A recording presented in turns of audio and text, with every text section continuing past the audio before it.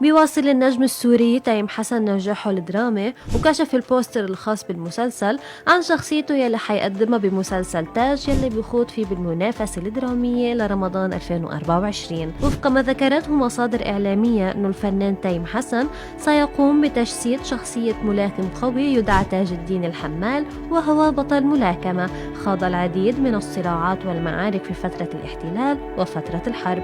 بيتعرض للعديد من الأحداث الصعبة بحياته العائلية مما يقلب حياته رأسا على عقب، ولكنه بيتمسك دائما بمبادئه الوطنية، وهو ما يجعله يتعرض لخسارة من حوله بسبب إصراره على عدم التخلي عن قيمه وأخلاقه يلي نشأ عليها. وشارك تيم جمهور صورا لشخصيته رافعا سقف التوقعات للمسلسل، وكذلك أشعل حماس الجمهور، حيث ظهر بأطلالة مختلفة عن أعماله السابقة مفتول العضلات داخل حلبة للملاكمة.